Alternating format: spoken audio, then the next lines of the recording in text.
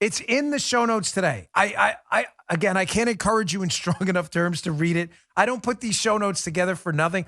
Go to my newsletter, bongino.com/newsletter. Just click the subscribe or sign up now button. It's right there. I'll send you these every morning. It's free. It doesn't cost anything. The article is titled Column, Smoking Guns and Tobacco, Jonah Goldberg, December 15, 2015. The gist of the article is this, that the reason the war on smoking worked, where America said, listen, you know, back in the 60s and 70s, smoking was considered the cool thing to do. It was. Everybody smoked. Everyone. You had the Marlboro Man. Remember the Marlboro Man, Joe? On his cowboy with his Stetson. Yeah. And everybody's like, man, I want to be the Marlboro Man. Everybody smoked in movies. All the cool cats smoked. You younger kids don't remember that. Smoking was like the thing to do. Look at me. Look how sophisticated. Ooh, smoking your cigarette. Then all of a sudden, a thing happened. It was called mass death. And the whole like lung cancer thing hit, which is bad. Having had cancer myself, thankfully not lung. It's not a good thing. 2 thumbs down for cancer. And everybody's like, we should really stop this smoking.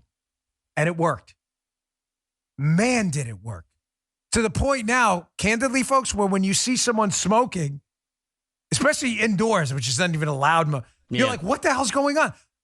Joe, remember bars? People used to smoke them. Everybody. The bar would be full of smoke. You'd walk out, your clothes would stink. Yeah. Now, forget you see someone smoking a bar. Everybody like jumps them and throws them out the window. But how did we do that? How did we transform society from a place that not only loved smoking, but like worshiped it? Like, oh my gosh, you can be the Marlboro Man. Everyone, to a society now in just a couple of decades that looks and says, hey, that's not good. You shouldn't do that. Legal, I'm a libertarian at heart, but it's probably a stupid idea. Education matters. Information asymmetries are no good. Well, Goldberg describes it in the piece, how that happened, and he compares it to the left's war on guns. The left hates guns, and that war on guns has been an abysmal failure. And what's the difference, folks? The difference is everybody knew a smoker. I knew many of them. My Aunt Sue, my mom, my Aunt Eileen, my Aunt Jane, occasionally. Everybody smoked. Everyone. I think my dad was the only one who didn't. So when you were trying to talk them out of smoking because of the health effects, you knew how to talk to them because you knew them. But the left doesn't know any of us. They think these gun owners are gun-toting, deplorable, smelly redneck, hayseed losers from Walmart. They think you're bad people if you own a gun. They don't know you and they don't want to know you. And that's why they'll never win that fight, ever. Here, from the Jonah Goldberg piece. He says, quote, because non-smokers knew smokers, the war on tobacco could be fought face-to-face in our homes, businesses, movie theaters, planes, trains, and automobiles. And when non-smokers pleaded with their friends and loved ones to give up tobacco, they at least understood the appeal of smoking. They'd seen the ads too, folks. They knew what the appeal was. Cigarette America wasn't a foreign country. However, you can't say the same thing about gun America.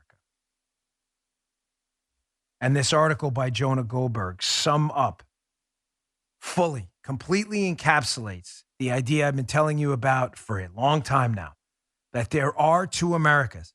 There is very little overlap between these conflict divisions about America. Ideas about freedom, about liberty, about guns, about Trump. There's very little overlap. And the only way to get that overlap, which, listen, as much as it pains me to say, we do need these people. But the moderate Democrats who respect and love this country and have been misguided by ideological, by a war on a propaganda war waged through our public schools and indoctrination factories everywhere. Sorry, I just want to make sure I phrase that the right way. They are persuadable. And the way to persuade it is to find some overlap. We're not going to agree with them on everything, but we cannot have a country, a unified collective landmass, a fully functioning country that's willing to defend itself and its people if one half says we love the country despite its flaws and the other half says this country sucks, it's irredeemable. There's no middle ground there.